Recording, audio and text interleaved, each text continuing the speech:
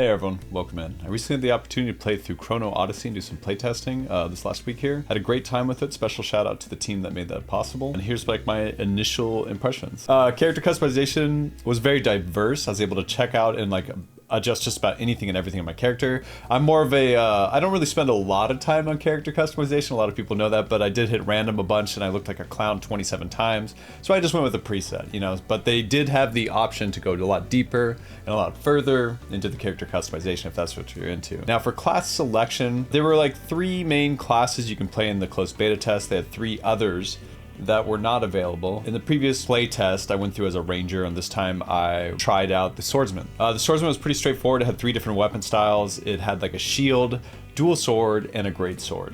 And I'll get into that a little bit later. Now with the, just kind of a general talk, the ranger itself, it felt unkillable. I was always at range. I was never really at risk except for on boss fights. Whereas the fighter or the swordsman, I was up in the thick of it. I had to play much more tactfully. It was a more Souls-like experience. Now for the initial gameplay, now the character gameplay, the general controls, I think they felt pretty good overall. I thought it was gonna be clunky using like 1, 2, 3, 4 for your skill cooldowns, as well as using like your left and right click for your movement and attack, camera panning. But once I got used to it, felt pretty comfortable. Like just the initial run through of like that tutorial area. You know, you kind of like with any game, you kind of get used to the general flow and feel of how the game moves. Now, as far as the general controls of each one of these classes, they all felt like they had some thought behind it. The overall movement of skills, so if a skill had a movement attached to it, depending on how the camera was locked on or not locked on, I would have like some frustrations there. But you know, it did flow pretty good overall. But like I said, the swordsman was a very fun experience, just being in like up nitty gritty in the thick of it. I did enjoy that a lot. Speaking of combat, let's talk about weapon swapping. So every class has 3 weapons. You go in and you pick 2. You can cycle them freely wherever you want. As you use weapons, they get weapon mastery, which is kind of like them leveling up, and then use those points to unlock different abilities. I could freely put points in and take points out, and again, anything during this entire talk. It's a closed beta experience, and things are always subject to change when in development, so keep that in mind. But I was able to put points in, take them out, swap things in and out, test out different skills, see what worked for me. I did notice that there's multiple options for like in a classic MMO feel, you have like a build-in dump, where you build up your energy bar and then you use like all the skill to dump the energy bar. That was kind of present, and then you also had skill cooldowns on top of that. So what you would do is I would go into combat, generate some meter using my skills, or I would use I was on my swordsman, I'd come up and I'd do a big shield bash, knock the target on the ground, then swap to my dual swords and just chop it up and use all of my skills there, and then roll out to safety as the mob stood back up, and then came back in and did it again. So like, there's cool combos and flow and feel like that. However, those kind of combos didn't really work on bosses, so I had to be much more alert, hit and run kind of tactics, and so like that slower greatsword for me didn't really work that well.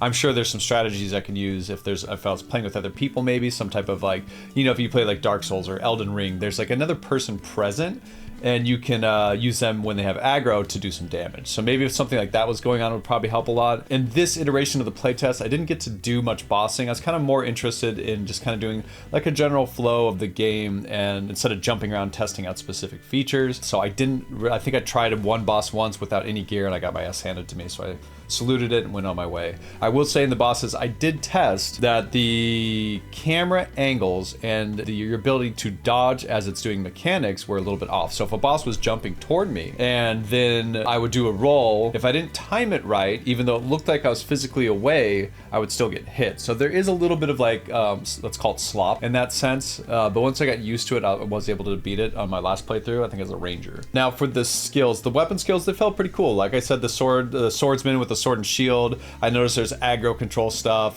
There's also like a shield bash, a shield charge, things that would generate meter or stagger the boss or knock back the boss or the target you're fighting rather. And then then I swapped to the dual swords and had a lot of energy gaining skills, dives, knockbacks, and rollouts for like safety. So that was pretty cool like experience to like see both sides of that, and it had like a really good feel because I was like that slow tanky guy with the sword and shield, and I could block and had like a special power like parry to knock things away or counter. Or I would go over to the dual sword and just try to chop things up as fast as possible. I did notice it was very punishing if I just jumped into the middle and tried to fight 3 things at once. You have to actually be a little bit more thoughtful with with your approach, or maybe I'll overgear it. You know, we'll see what direction they take it. Inventory system was very straightforward to standard MMO, very easy to see, mouse over any of the skills and kind of see like what something does, what you gain from it. When you're crafting or looting, I did notice that they had different affixes on it that you could kind of roll onto it, let's say, and there's a chance to get like a damage up or something like that you'd want to equip, or damage down, depending on, I guess, if you want to be a tank. But there's no traditional, the trifecta's not there. The traditional trifecta is not present in this game from what I saw. Mostly just everyone's a damage dealer, go in and fight the boss together. I didn't do any grouping on this test. I look forward to doing that in the next one here, depending on who's around when I do my testing. Now the character levels, once you reach a certain point, you start to unlock some things. I didn't reach that in this playtest. I was hoping to, but you know, this is just my initial reaction of the game. But you know, just your stats go up every time you level, you get stronger, you know, number go up. I'm a simple guy in any game I play. Quests, grinding, and monsters seem to be the best way to level that up. And then the trade skills seemed like the most viable way to progress from what I saw. There was ways to get like different gearing from puzzles. And like, so I would go to like a tower, and then the tower you had to jump to the top after hitting a button, and I'd loot a chest, piece of loot, and it felt like kind of very, very random. And you could just get a piece of loot you don't need, like you do in any MMO, right? You go out and you kill stuff, and you're not always going to get what you need. That is what it is. But then sometimes you get an upgrade. It's very fun. It rewarded exploration. I'd also find like random camps of enemies, and then I would try to fight them, and then win or lose, come back, and then loot the chest, get geared that way, and hopefully get things I needed. Sometimes you get dupes. Hey, that is what it is. And then we already kind of talked about the weapon mastery, but that was very like just a straightforward leveling up your weapon. So if I'm using my sword and shield and my dual daggers on my swordsman, I'd go in, fight the boss. What I'm using gets leveled up. You almost need to swap between the two to keep the combat fluid, otherwise you're waiting on cooldowns, and just auto attacking is not it. So as long as you're weaving the two, it felt very, very fun. Like I had a great time like weaving combat and getting in and out of things like that. Now let's talk about trade skills and harvesting. So you start this by going into the main town. There's a quest that says go buy the tool. You go outside of town, it says find herbs. I had a bit of time trying to figure out what an herb looked like in the game, because literally everything's an herb to me. What am I? I'm not a botanist. All right, I'm just a guy. So I finally found the herbs, brought them back into town, bought all the other trade skill tools, and then I went out and started trying to harvest. Now I noticed there's like young wood, mature wood, red wood, blue wood, right? So you level up the skill of your gathering, you level up and you can craft better tools as you get higher level resources. It doesn't prevent you from like, let's say in World of Warcraft or something like that, but you go out and you can't mine the harder node, right? In this game you can, it just takes way freaking longer, okay? Like, so I went out, I tried chopping a mature wood with like my newbie axe, and it took a little bit longer, right? Or I went out and tried to chop a red thing, and there's many times where I went out, I'm like, oh, to see how long it takes. I start chopping, and then I said, never mind, I'm gonna do this later. So obviously there's some kind of progression there. I didn't get through all of it, but initial reaction was I felt like all the tools were there, the resources were there, and it also rewarded a little bit of exploration, going out and just checking out all these things. So it was pretty fun to like just see what I could get. Now, once I got all those resources, I go back, or I go to the processor and turn that into materials that I can then craft gear with. And then the crafted gear, there's a few options, and then it kind of randomizes based on your character progression, your level, and things like that. And then there's higher tiers, higher levels. So it was a very straightforward process. It really felt like a traditional MMO, and I gather, I craft for myself, I provide for myself, and I actually enjoyed that. I thought that was kind of like a cool touch. In this playtest, once I finished getting all my stuff gathered and building up, I had to actually end my playtest because I had some other obligations I could not dodge. Overall, I had fun. It was a good time, but it was a very important step to power up before going back out. I went and tried a few combat things and just got my ass handed to me, mainly because of impatience, right? But and I don't like doing the 10-15 minute minimum clear on the level 1 goblin. So, you know, is what it is. Now, looting, when I was killing monsters, I did notice that the most of what I saw was just consumable potions. It was very rare to see any gear drop.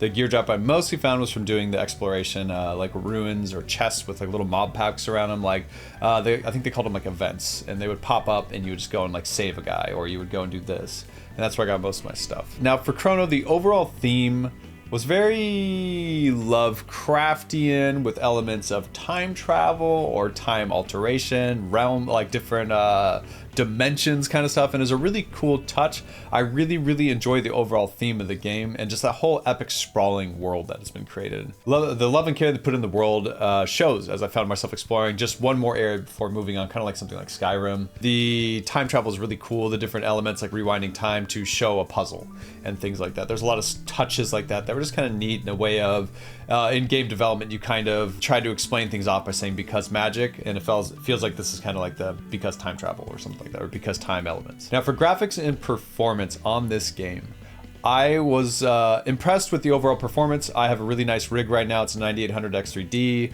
64 gigs of RAM, and a 5090. So it's a powerful rig. I had no problems at all. There were some lighting issues in some spots that I noticed. Like if I pan my camera differently, the game does look a little bit different. The world itself was very stunning. It was beautiful. I had a great time just exploring it and running around.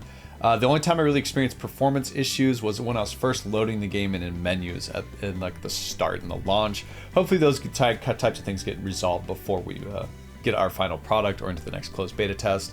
We'll see what the next one's going to give us. The core gameplay loop was refreshing. It was easy. It was fun. It was very much like a traditional MMO. I could craft, or I can go out and hunt or fight things to get whatever I need. I didn't feel forced to do either, but at one point I just felt like I wasn't getting enough drops, so I did end up crafting a lot more than I probably would like to. I'm not a big trade skill guys, but I actually liked it in that game. The initial jump puzzles, caves, and caches were fun and rewarding, and going through the overall flow of like just like finding stuff and figuring out the game. Like I'm big on just experiencing things and not just knowing everything about the game and going to the end game, right? I like to get there on my own. Now the combat, like overall, it felt good. It felt good. A little bit awkward at first. The graphics were crisp, sound was on point.